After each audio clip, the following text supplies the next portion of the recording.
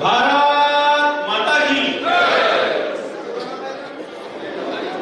जय श्रीराम। मला असं वाटतं आज उत्साह कमी आहे. उत्साह कमी आहे का?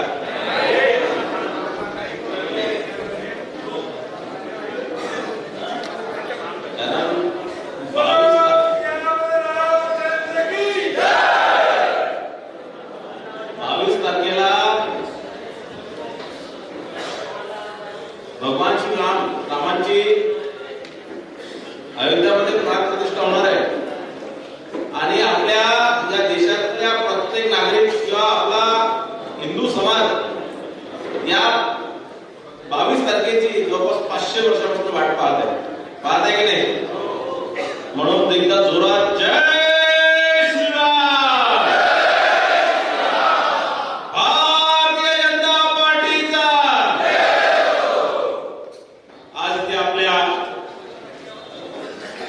भारतीय जनता पार्टी भंडारा जिल्ह्याच्या कार्यकारिणी बैठकीत इथे आपलं मार्गदर्शन देऊन दुसऱ्या कार्यक्रमाकडे निघालेले आपल्या भारतीय जनता पार्टी विदर्भ संघटक मंत्री सन्माननीय डॉक्टर उपेंद्रजी कोटेकर साहेब, तसेच भारतीय जनता पार्टी प्रदेशचे उपाध्यक्ष संजयजी भेंडे इथे उपस्थित, आपल्या भंडारा जिल्ह्याचे भारतीय जनता पार्टीचे अध्यक्ष प्रकाश भाऊ बाबुदे, माजी खासदार सन्माननीय शिशुपालजी पटले, माजी आमदार बाळाभाऊ काशीवार, माजी अध्यक्ष प्रदीप भाऊ पडोले, जिल्हा परिषदचे बांधकाम सभापती संदीपजी टाले, डॉक्टर उल्हासजी फडके, ब्रह्मानंदजी करंजेकर, गीताताई कुंडेवार, कुंदताई वैद,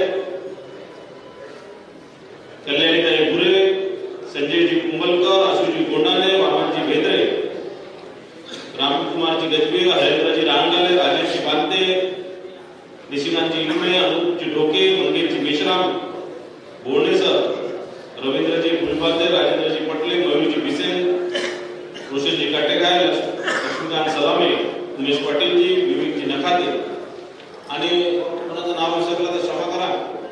आदरणीय मंच आणि इथे माझ्यासमोर उपस्थित भारतीय जनता पार्टीचे भंडारा जिल्ह्याचे सर्व प्रमुख नेते मंडळी, पदाधिकारी, बंधू भगिनी, मित्रांनो,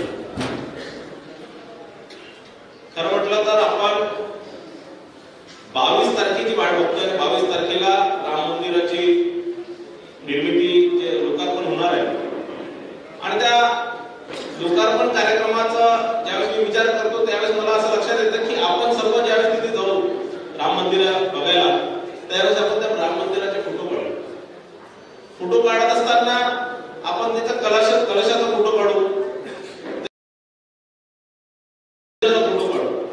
पण कोणी जमिनीत जे पायवाचे जे फोटो आहेत ते कोणीच काढणार नाही किंवा ज्याच्यावर आपण पाय चालू त्या गोट्यांवर त्या पायव्यात म्हणजे याच्यावर त्याचे फोटो कोणी काढणार नाही. आणि कधी कधी मी विचार करतो की जर आपण ज्यावेळेस फोटो काढतो की माझा एक फोटो आला पाहिजे म्हणून जर पायव्यातल्या ज्या गोट्याला जर असं वाटलं की माझे फोटो आले पाहिजे, पायव्यातले फोटो बाहेर येऊन जर उभे झाले तर मंदिराचं काय होईल.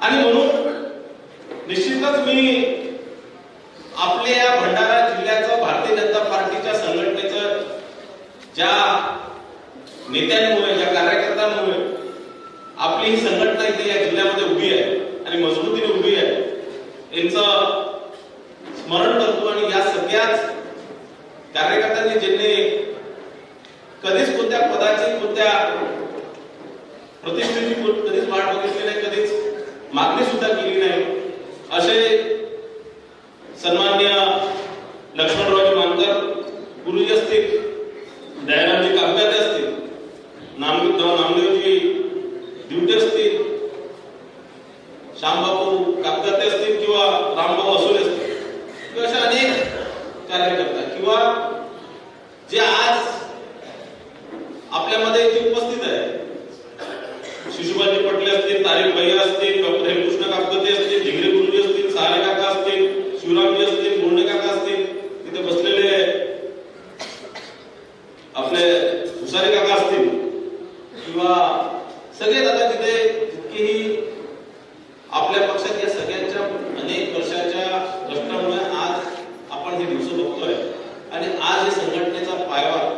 जर कोणी उभारला असणाऱ्या संघटनेचे जे पिलर ज्याला म्हणतो ते सगळे हे लोक आणि याच्यासारखे अनेक लोक ज्यांचे नाव घेतलेले अनेक लोक ज्यांच्या भरोश्यावर भारतीय जनता पार्टीची संघटना फडकेचा असते कोणाचं नाव घेतलं माफ करा पण अशा अनेक लोकांच्या भरोश्यावर पक्ष ही संघटना इथे आपली उभी आहे. आपल्याकडे या सर्व लोकांनी कधी कोणत्याही पदाची किंवा कोणत्याही मला आमदार झालो पाहिजे खासदार झालो पाहिजे अशी कधीच अपेक्षा केली नाही. आणि आपल्या पुढे निश्चितच आपण सर्व कार्यकर्ता आपल्या पुढे नुकतेच कारण आपण ठीक आहे जुनं उदाहरण विसरत असतो, इतिहास विसरत असतो आणि आपल्याला आता करंट काय होतं हे बघायचं असतं तर निश्चितच आपल्याला करंट तीन मोठे उदाहरण आपल्याकडे. एक सन्माननीय देवेंद्रजी फडणवीस साहेबांचं की सगळं करून सुद्धा त्यांच्या नावावर संपूर्ण महाराष्ट्रामध्ये शिवसेना असणार किंवा भाजपच्या सर्व आमदारांना त्यांच्या कामावर मतदान मिळालं तरी शिवसेना ज्यावेळेस गेले मग त्यानंतर एकनाथ शिंदे साहेब आपल्यामध्ये आले तरी दुय्यम स्थान स्वीकार करून ती सरकार चालवण्याचं काम ते करतात मागे 1.5 वर्षापासून करतात. दुसरं मोठं उदाहरण म्हणजे आपल्या पक्षाचे सन्माननीय अध्यक्ष सन्माननीय चंद्रशेखर बावनकुळे. कारण इतक्या वर्षापासून 20 वर्षापासून ते आमदार होते, त्याच्याही अनेक वर्षापासून त्यांनी अनेक पद त्यांनी केले आणि पार्टीचं काम विदर्भात उभं करण्याचं काम त्यांनी केलं. संपूर्ण महाराष्ट्रात मंत्री असताना ते फिरले, संपूर्ण महाराष्ट्रात काम उभं करण्याचं काम त्यांनी केलं. पण 2021 मध्ये ते स्वतःची तिकीट आणि ज्यावेळेस त्यांना सांगण्यात आलं की तुम्हाला या विधानसभेची तिकीट भेटणार नाही त्यावेळेस रात्री 2 वाजताची वेळ होती रामगिरीमध्ये मी स्वतः तिथे बसतो आणि त्यांनी एक शब्द कुठेही चुकीचा उच्चारला नाही किंवा काही बोलले नाही. फडणवीस साहेबांनी त्यांना सांगितलं आणि त्याच्यावर ठीक आहे त्याची हरकत नाही आणि ते घरी निघाले. पण कुठेही त्यांनी त्यानंतर चुकीचं वाक्य वापरलं नाही, कुठे शब्द वापरला, चुकीचे रिॲक्शन दिले नाही, काही एकही चुकी झाले. ताकदीने जो उमेदवार पक्षाने त्यांच्या मतदारसंघात दिला त्याला ताकदीने तन मन धनाने त्या उमेदवाराला निवडून आणण्याचं काम. हे दुसरं उदाहरण आपल्या पुढे. तिसरं उदाहरण आपल्याकडले कार्यकर्ता म्हणतात इतके दिवस झाले मला काही पद नाही, इतके दिवस झाले मला काही पद नाही, मला तर काही भेटणारच नाही, आम्ही काय सदराच्या उचलायचे का असं एक आपल्याकडे नेहमी येत असतं. आणि मग मला आमदार केलं पाहिजे, मला जिल्हा सदस्य केलं पाहिजे, मला अध्यक्ष केलं पाहिजे, मला अमक केलं पाहिजे, मला ढमक केलं पाहिजे असं नेहमी आपल्याकडे सगळ्यांची ओरड असते. आणि एक तिसरं उदाहरण आपल्याकडे ज्यांनी आता आपल्याला मार्गदर्शन करून गेले उपेंद्र कोटेकर सरांचं. तेही मला वाटतं जवळपास 30-40 वर्षापासून सातत्याने भारतीय जनता पार्टीचं काम करतात आणि पूर्ण संपूर्ण विदर्भात कारण एक जिल्हा सांभाळताना किती अडचणी असतात, किती लोक येऊन आपले घराणे मांडतात आणि किती आपल्याबद्दलचं शुभेच्छा आपल्याला देतात हे मी या 2 जिल्ह्यात काम करत असताना बघितलं मागच्या 7 वर्षापासून. आणि ते पूर्ण संपूर्ण विदर्भाचं सगळंच कारण एखादी गोष्ट झाली कोणाला एखाद्याला पद भेटलं तो म्हणतो की माझ्या कर्तृत्वाने मला भेटलं आणि नाही भेटलं तर ते संघटनेच्या किंवा पक्षाच्या नेत्यांवर टीका करतात, टिप्पण्या करतात आणि असं सगळं सहन करून तरी पुढच्या वेळेस त्याच कार्यकर्त्याला काहीतरी ऍडजस्ट झालं पाहिजे तर मोठं म्हणून त्याला ऍडजस्ट करण्याचं काम सन्माननीय उपेंद्र कोटेकर सर करतात आहे. निश्चितच या सर्वांचं उदाहरण आपल्या पुढे आपण आता कसं वागलो पाहिजे, कसं बोललो पाहिजे, काय केलं पाहिजे त्यांचं निश्चितच या सगळ्या लोकांचं उदाहरण आपल्या पुढे असल्यामुळे याच प्रकारे आपण वागलो पाहिजे ही आपल्या सर्वांकडनं अपेक्षा करतो. कारण आपल्या पक्षात आपण मला विचारतात लोक काम कार्यक्रम काय येतात म्हणजे लोक आता सगळीकडे फिरत असतो खूप एक कार्यक्रम संपला की दुसरा कार्यक्रम संपला तिसरा कार्यक्रम आणि मग मी विचार केला की काय भारतीय जनता पार्टीचे कार्यकर्ते सैनिक आणि भारतीय सैन्यामध्ये दरवर्षी तर म्हणजे लढाई होत नाही मग सैन्याला काही ना काही काम देतात. मग काम देतात कधी रस्ता खोदायला लावतात, कधी रस्ता बनवायला लावतात, कधी झाडं कापायला लावतात, कधी काही काम देतात. तुम्ही बघितलं कॅन्टोन्मेंट एरिया कधी बघितलाय, मिलिटरी एरिया बघितलाय, तिथे काही ना काही काम देत असतात. मी विचार केला की का काम देतात जर त्यांना त्या सैनिकांना जर काम दिलेलं तर ते कोणते सैनिक भारताचेच नाही कोणते सैनिक तर ते भारतीय जनता पार्टीचे कार्यकर्त्यांचं झालं. काम नसलं की लगेच नेत्याला शिवाय देणं चालू, आमका नेता तसा आहे, आमका नेता असा आहे, आणि आता आम्ही काम नाही करत, आता मला पद नाही भेटलं. म्हणजे ज्या व्यक्तीला पद भेटतं तिचं असं असतं, आता पद भेटला तर 3 वर्ष मला पुन्हा हात नाही वर्ष मी काही काम नाही करत, आणि ज्याला नाही भेटलं तर मग आता मी काही मला नाही भेटलं त्याला दिलं तर त्यांनीच दिलं. पण खरं आपण भारतीय जनता पार्टीचे जे आपण म्हणतो आपले विचार झाल्याचे लोक आहेत, तर खरं अशी वागणूक आपण करणं हे उचित आहे.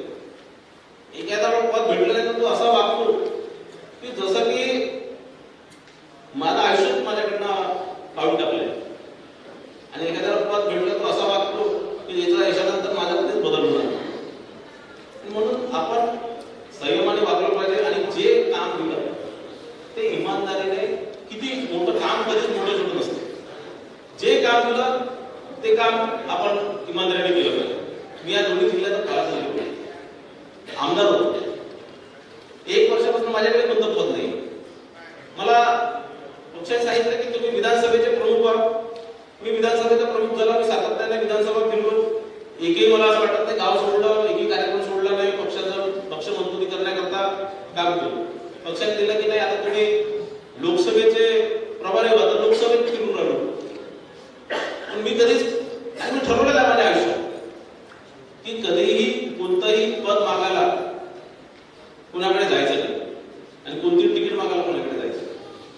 जे काम पक्षाने दिलं ते इमानदारीने ताकदीने काम करायचं, आणि हे ठरवून मी आपले वाटचाल सुरू केलेली आहे. आणि कारण आपल्याकडे मोठं उदाहरण आहे, कारण जसं आपण म्हणतो की आता निवडणूक आहे, असं आहे तसं आहे, पण आपल्याकडे मोदीजी आहे, आणि मोदीजी असल्यामुळे मोदीजींचं म्हणजे आता मागे 2-4 दिवसात बघत होतो की एखाद्या देशाने त्यांच्या विरोधात बोलले, त्या देशाचे राष्ट्रपती त्यांच्या विरोधात बोलले, आणि त्यांनी जाऊन एका समुद्र किनाऱ्यात फोटो काढला, त्या देशाची अर्थव्यवस्था संपून गेली. असे आपले पंतप्रधान. मधात काही काँग्रेसचे माझे मित्र बसले होते, ते सांगत होते की मोदीजींना आम्ही असं करू, आम्ही असं करू, आम्ही तसं करू, हे करू, हे समाज आमच्यासोबत आहे, हे धर्म आमच्यासोबत आहे. मी त्यांना सांगितलं, एक मोदीजींनी देशात नुसतं लोकांना सांगितलं की दिवे लावा, मोमबत्त्या लावा, तो लोकांनी घराच्या घर लुटून टाकले. देशभर लोकांनी सर्व करोड मोमबत्त्याच लावले. मोदीजींनी सांगितलं की ठाया वाजवा, तर लोकांनी टिनापासून जे भेटलं ते वाजवलं. तर असं मोदीजींच्या बद्दलच्या लोकांमध्ये, देशाच्या सामान्य लोकांमध्ये, सामान्य नागरिकांमध्ये मोदीजींचा केली जाईल. खरं म्हटलं तर आपल्याला खूप काही मेहनत फार कमी करायची लोकसभेमध्ये, पण करायची. आपल्याकडल्या कार्यकर्ता ज्या प्रमाणात तुमचं जेव्हा भाषण सुरू होतं तेव्हा मी तुमचे चेहरे बघितले, तर तुमच्या चेहऱ्यावरशी निराशा होती. मी म्हटलं की निराशा काय, तर दोन वेळेस निराशा आहे. एक तर आपण हारणार आहे, किंवा आपण हारणार आहे, होता काय करायचं, तर चेहरे तोंड पडून आपण बसलोय. दुसरं की आपल्याला खूपच ओव्हर कॉन्फिडन्स आहे की आपण जिंकणार आहे, की काय झालं की आपण जिंकणार आहे. असं आहे की मला वाटतं तुम्हाला दुसरं, तुमचं काम दुसरं आहे. पण असं आहे की ज्यावेळेस आपण काम करतो, माझ्या फिरल्याने किंवा नाही फिरल्याने काही इथे काही लोकसभेमध्ये काही कमी जास्त फरक पडणार नाही, की ज्याला जिंकायचं तो विधानसभेत जिंकणार, ज्याला जिंकायचं नाही. मी ग्रामपंचायतीच्या निवडणुकीत फिरलो, म्हणजे मी आमदार असताना ग्रामपंचायत निवडणुकीत फिरलो, मी पालकमंत्री असताना फिरलो. लोक हसायचे मला कितीतरी आमदार माझ्यासोबतचे म्हणायचे की हे काय तुम्ही नवीन चालू करून राहिले, कधी कोणता आमदार फिरतो का ग्रामपंचायतीत निवडणुकीत, आणि तुमच्या म्हणण्याने कोण मतदान देणार, म्हणजे गावात निवडणूक आहे काही गोष्ट. पण मला कारण ते एक लहान मुलांची की एका जंगलाला आग लागली होती, आणि सगळं जंगल जळत असताना एक छोटीशी चिमणी आपल्या चोचेत पाणी घेऊन त्या जंगलात टाकत होती, आणि तिथे बसलेला एक मोठा पक्षी म्हणा, मोठा जनावर म्हणा, त्या चिमणीला म्हटलं की बाबा या तुझ्या चोचेच्या ही आग कुठं बुजणार आहे. तर त्या चिमणीने म्हटलं की ही आग मलाही माहित आहे की या इतक्याशा पाण्याने ही आग बुजणार नाही, पण ज्यावेळेस या जंगलाला आग लागल्याचा किंवा आगीचा इतिहास लिहिला झाला, त्यावेळेस माझं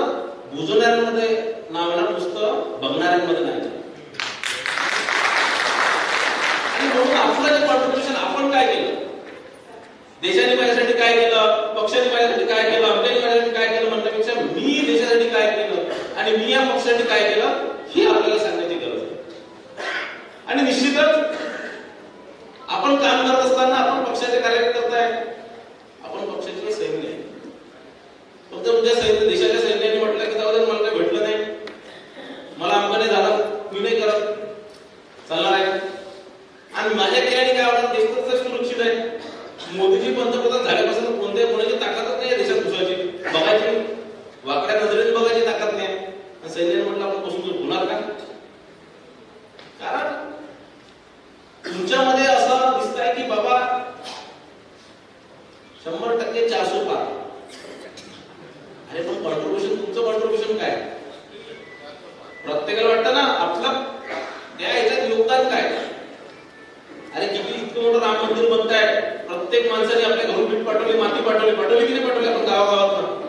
तुमच्या का मातीमध्ये बनवून राहिलं का? पण त्यांचं कॉन्ट्रिब्युशन त्यामध्ये निर्माण झालं. त्या मंदिरात माझ्याही गावची, माझ्याही घरची, माझ्याही अंगणाची माती आहे. ज्यावेळेस तुम्ही त्या मंदिरात जाणार ना त्यावेळेस तुम्हाला ती भावना म्हणणार की माझ्याही कुठेतरी या मंदिरामध्ये, एवढ्या मोठ्या 40 एकरामध्ये पसरलेल्या मंदिरामध्ये कुठेतरी माझ्याही अंगणातली माती आहे. आणि त्याच प्रकारे ज्यावेळेस परत मोदी साहेब ज्यावेळेस परत माननीय नरेंद्रजी मोदी साहेब ज्यावेळेस या देशाची परत 2024 मध्ये शपथ घेतील त्यावेळेस त्या शपथविधीच्या कार्यक्रमामध्ये तुम्हाला वाटणार की 10 वोटाचं, 20 वोटाचं, 100 वोटाचं, 1000 वोटाचं, 2000 वोटांचं माझं कॉन्ट्रिब्युशन आहे. वाटणार की नाही वाटणार? मग ते कॉन्ट्रिब्युशन तुम्हाला करायचं की नाही करायचं? तुमची भागीदारी आहे की नाही या देशाच्या याच्यासाठी? आणि आपण म्हणतोय एकमेव पक्ष भारतीय जनता पार्टी अशी आहे की जे आपण पक्षाचं काम करत असताना आपण हे म्हणतो की आम्ही देशाचं काम करू. भारतीय जनता पार्टीचं काम करणं म्हणजे देश सेवा करणं आहे. भारतीय जनता पार्टीचं काम करणं म्हणजे देशाचं काम करणं आहे. आणि निश्चितच कारण मागील 9 वर्षात मोदीजींनी दाखवून दिलं आहे. 9 वर्ष झाले विकास कामं तर ठीक आहे, विकास कामं तर केलेच आहे, रेकॉर्ड तोड विकास कामं केले आहे. म्हणजे आता जर कोणालाही या मंचावर बसलेल्या कोणत्याही व्यक्तीला किंवा कुठे बसल्यावर म्हटलं की किती विकास काम झालं 9 वर्षात तर तुम्ही कोणीच सांगू शकणार. आणि जर बाजूने सांगत नुसतं वाचला घेऊन ना तरी 2 तास लागणार. पण या 9 वर्षात एकही आरोप, एकही भ्रष्टाचाराचा आरोप आपल्या पंतप्रधानांवर झाला नाही. याच्यापेक्षा काय मोठी गोष्ट असली पाहिजे? तुम्ही मी विदेशात जात असतो, लंडनला गेलो, मागे अनेक देश फिरत असतो, दुबईला गेलो, तिथे आपण म्हटलं ना इंडिया, लोक मोदी म्हणतात. मी 10 वर्ष पहिले, 20 वर्ष पहिले ज्यावेळेस विदेशात जात होतो त्यावेळेस इंडिया म्हटलं लोक काय म्हणायचे माहिती? करप्शन. शपथ सांगतो म्हणजे इंडिया म्हटलं तुम कहां से, तुम्ही वेर आर यू फ्रॉम, आपण जर इंडिया सांगितलं तर लोक करप्शन म्हणायचे.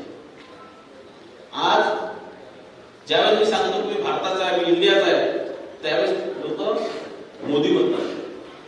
आणि असं मोदीजी जगभर सगळीकडे छोट्या छोट्या देशांमध्ये, छोट्या छोट्या त्या देशातल्या राज्यांमध्ये, गावांमध्ये मोदीजीचं नाव पसरलं. म्हणजे 2च नेत्यांचं नाव घेतात प्रकाश भाऊ, एक मोदीजी, दुसरी गडकरी साहेब. खरं ना? लोकांना आपल्याला कोणता सांगा बरं, पाकिस्तानचा राष्ट्रपती कोण आपल्याला माहिती नाही, बाकी कोण श्रीलंकेचा कोण आहे किंवा आणखी कोणतं ऑस्ट्रेलियाचा कोण आहे, अमेरिकेचा कोण आहे कोण आपल्याला माहिती नाही. पण प्रत्येक देशात ही फार मोठी गोष्ट आहे. आणि निश्चितच अशा या पंतप्रधानामुळे आपण आपल्यामध्ये उत्साह नाही हे फार आश्चर्याची,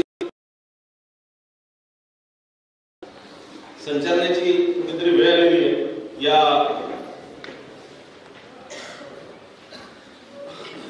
ही निवडणूक, कारण मी तुम्हाला नेहमी सांगत असतो किंवा काँग्रेस पक्षाचे राहुल गांधी हे नेहमी आपल्या भाषणात सांगतात की ही 2024 ची निवडणूक शेवटची म्हणतात ते. आणि मी तुम्हाला सांगतो 2024 ची निवडणूक ही शेवटची.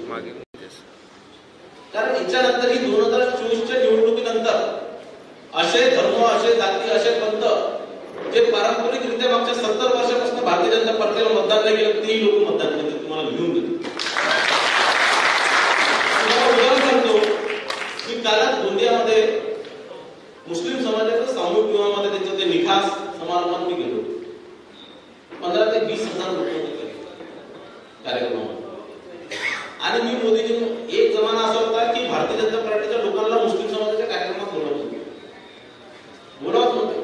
आणि एखादा गेलाय चुकीने तर तो काही असं बोलू शकत नव्हता आपल्या पक्षाबद्दल. तो आपला काहीतरी पॉलिटिकल बोलायचा असं असं धर्म मुस्लिम काहीतरी बोलायचा आणि येऊन जायचा. मी काल फुल मोदीजींवर भाषण दिलं, मोदींच्या 9 वर्षाच्या कार्यक्रमात खूप टाइम आला. मग तिथे त्या पुढे बसले भले पुढे बसलेला एकही माणूस हिंदू नव्हता आणि लोक टायर होतो. माझ्यासोबत येऊन लोकांनी सेल्फी काढल्या, भेटले मला लोक आणि एक वेगळा उत्साह काल मी मुस्लिम समाजामध्ये मोदीजींबद्दल बघितला. कालच मोदीजींनी अजमेर शरीफ जो दर्गा आहे त्याला मुस्लिम समाजामध्ये फार मोठी मान्यता आहे. त्या दर्ग्याला चादर चढवण्याचा रिवाज आहे. कालच मोदीजींनी आपली चादर त्या दर्ग्याला पाठवली आणि त्या दर्ग्यातले लोक पहिल्यांदा त्या कमिटीचे लोक मोदींच्या घरी जाऊन ते चादर घ्यायला गेले. माझे मित्र प्यारे खानजी ते गेले होते म्हणून मला सगळ्या गोष्टी माहीत पडल्या. या प्रकारचे युएचे राष्ट्रपती काल मोदीजींसोबत रोड शो केला. ज्या प्रकारे मोदीजी काम करतात आहे त्या प्रकारे मागच्या 9 वर्षात ज्या ज्या समाजामध्ये जातींमध्ये मोदीजींबद्दल गैरसमज होता, भारतीय जनता पार्टीबद्दल गैरसमज होता, ते दूर करण्याचं काम मोदीजींनी मागील 9 वर्षात आपल्या कृतीने करून दाखवलं. या देशात 9 वर्षात मागच्या 9 वर्षात एकही दंगा झाला नाही. या देशात मागच्या 9 वर्षात कोणतीही अशी मोठी घटना, बॉम्बस्फोट झाला नाही, कोणतीही अशी घटना झाली का आपल्या देशावर आक्रमण झालं. याच्यापेक्षा खंबीर नेतृत्व, खंबीर नेता या देशाला कधी मिळणार आहे. या सगळ्या देशावर प्रेम करणाऱ्या प्रत्येक नागरिकाने हे जाणून घेतलेलं आहे आणि म्हणून कोणतीही जात असणार, धर्म असणार, आता कुठेही काही परेच नाही. आणि मोदीजींच्या नावाने आपल्याला निश्चितच मोठ्या संख्येने मतदान मिळणार आहे. पण आता नुसतं म्हटलं मोदीजींचं नाव म्हटलं आपण भेटणार तर काय करा, घरी येऊन असं नाही ना. तुमचं कॉन्ट्रिब्युशन काय असतं म्हणजे किंवा आणि मी तुम्हाला खरं सांगतो, मी आता गावोगावी फिरतो, मुंबईला असतो, नागपूरला असतो, भंडारा गोंदियात गावागावात फिरतो आणि माझं तुम्हाला सगळ्यांना माहिती आहे, माझ्या सगळ्याच पक्षात संबंध आहे, मैत्री आहे. लोक मोदीजींच्या नावाने काँग्रेस पक्षाचे असणार ना ते मोदीजी बदला नाही. कारण तुम्हाला पंतप्रधान कोण आहे म्हणजे मोदीजी आहे, चुनका आहे तो मोदीजी. म्हणजे काँग्रेसची लढाई काही यावेळेस सत्ता आणायची नाही आहे. काँग्रेसची लढाई आहे 100. काँग्रेसचा नारा आहे 100 पार, आपला नारा आहे 400 पार. काँग्रेसचा नारा आहे पैसा बी करू 100 पार नाही. काँग्रेसचा शकतो झाला. पण तुम्हाला हे सांगतो की ही निवडणूक म्हणून मी तुम्हाला सांगतो की शेवटची निवडणूक आहे. शेवटच्या निवडणुकीच्या हिशोबाने आपल्याला मेहनत करायला लागणार ना. लोक तुम्हाला मतदान द्यायला तयार आहे, पण लोक तुमची वाट बघतात. तुम्ही घरावर देणार त्यावेळेस तुमच्या घरचं लग्न असेल तर माझ्या घरचं लग्न आहे का, तुम्ही सर्व येणार ना, येणार की नाही ना. आणि मी पत्रिका नाही दिली तर येणार का, पत्रिका नाही दिली तर येणार का. आता तुम्ही उदाहरण एकदम पडले कोणाकडे लग्न असतं तुमच्या बाजूचा काय असतात नाही निमंत्रण देणार. आता तुम्हाला काही पक्षाचं काम करायची की पक्षाचं काम पोचलं, लोकांच्या घरापर्यंत योजना पोचल्या आहे, सगळं पोचलं आहे. तुमचं काम फक्त एकच आहे, प्रत्येक घरापर्यंत मोदीजीला मतदान देण्याचं, निमंत्रण देण्याचं. बरोबर आहे. तुमचं काम आहे निमंत्रण देणं. त्यावेळेस आपल्या घरचं जेव्हा आपण पत्रिका वाटतो 2000 5000 पत्रिका वाटतो तेव्हा आपण कंटाळा करतो काय, इतक्या लोकांच्या घरी जाऊन कसं करतो काय जाऊन कंटाळा करतो काय. तर ते काम तुम्हाला करायचं आहे आणि आता फक्त 90 दिवस आले. जर तुम्हाला आपल्या पक्षाबद्दल जर खरं मनात तुमच्या भावना असणार, आपल्या हिंदुत्वाच्या विषयावर तुम्हाला तुमचा हा विचार असणार आणि इथे बसलेले नेते मी म्हणा बाकी आपले नेते म्हणा त्यांच्यावर जर तुम्हाला प्रेम असणार तर हे 90 दिवस तुम्ही पक्षासाठी द्या. मी सांगत नाही की तुम्ही 2 तास द्या, 10 तास द्या, किती द्या. तुमची जितकी क्षमता असणार तितके तास तितके हवे तुम्ही पुढचे 90 दिवस द्या. आणि या लोकसभेमध्ये मागच्या निकष कसा तुम्ही मेहनत केली किंवा तुमचं काय कॉन्ट्रिब्युशन हे जर मोजायचं प्रत्येक गोष्टीला टेकपट्टी नसते की तर प्रत्येक बूथवर तुम्हाला प्रत्येक बूथची जबाबदारी दिली 2 किंवा 3 2 दिले 3 दिले 2 किंवा 3 बूथची दिली. त्या बूथमध्ये मागच्या लोकसभेच्या निवडणुकीत किती मत होते आणि या लोकसभेमध्ये किती मतदान आहे ते जर तुम्हाला ते जो डिफरन्स आहे समजा मागच्या लोकसभेमध्ये 2019च्या लोकसभेमध्ये त्या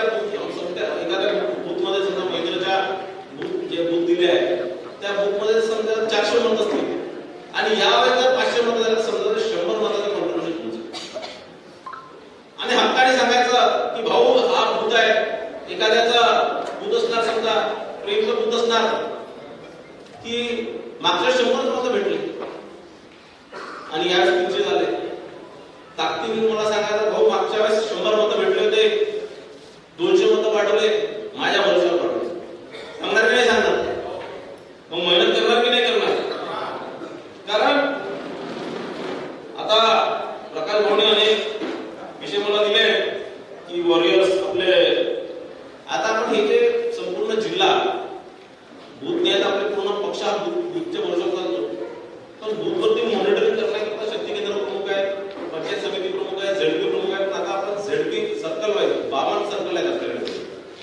एका सर्कलमध्ये जवळपास 6 ते 7 वॉरियर्स आहेत आणि या 6 ते 7 म्हणजे 18 ते 20 बूथ आहे, 6 ते 7 वॉरियर्स आहेत आणि मला वाटतं 2 शक्ती केंद्र प्रमुख. या सगळ्यांनी त्या ताकदीने त्या बूथचे त्या 20 बूथची रचना करायची. त्या 20 बूथची प्रत्येक 20 बूथच्या प्रत्येक सर्कलची मी स्वतः येणार पहिल्यांदा. मी स्वतः येणार माझी तयारी करायची.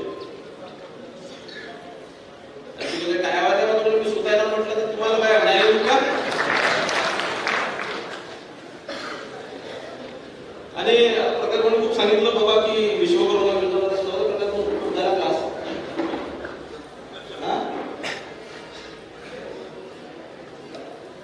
पण एक आपल्याला आज काय मी खूप जोशात भाषण नाही दिलं, तुम्हाला समजवण्याच्या दृष्टिकोनातून भाषण दिलं. पण आता इतकं भाषण दिल्यावर तुमच्यावर जोश भरला की नाही? मला जोश भरला का? आता पुढचा लोकसभेचा उमेदवार कोण? पुढचा लोकसभे 2024चा भंडारा गोंदियाचा उमेदवार आपल्यासाठी नरेंद्र मोदी आहे. आणि मग कारण आपल्याकडे लोक म्हणतात बघ पुढचा उमेदवार कोण, तो आमदार कोण, हे सगळे प्रश्न विचारणं सोडा. पुढचा लोकसभेचा उमेदवार भारतीय जनता पार्टीचा नरेंद्र मोदी राहणार.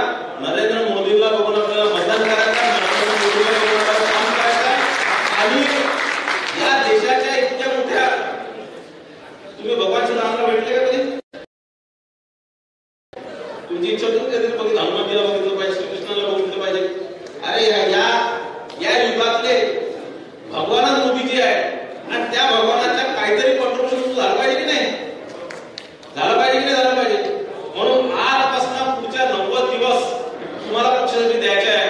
मला वाटतं मागच्या वेळेस 10 एप्रिलला निवडणूक झाली होती. 10 एप्रिलला झाली होती काय? आता 90 दिवस झाले 10 एप्रिल. पुढचे 90 दिवस ताकदीने पक्षाला द्यायचे आहे. आणि आपल्या सर्वांना हात जोडून विनंती करतो, कोणतेही कारण न सांगता, कारण नाही करण्यासाठी अनेक कारण असतात की नाही? करण्यासाठी एकच कारण आहे, देश, पक्ष आणि मोदीजी. बरोबर आहे? आपण सर्व पुढचे 90 दिवस रात्र काम करू. भारतीय जनता पार्टीचा उमेदवार या लोकसभेमधनं ऐतिहासिक मताधिक्याने निवडून येणार आणि त्याकरता आपण पुढचे 90 दिवस प्रयत्न करणार ही आपल्या सर्वांना विनंती करतो. आणि माझा आपण ऐकून घेतलं त्याबद्दल आपल्या सर्वांचा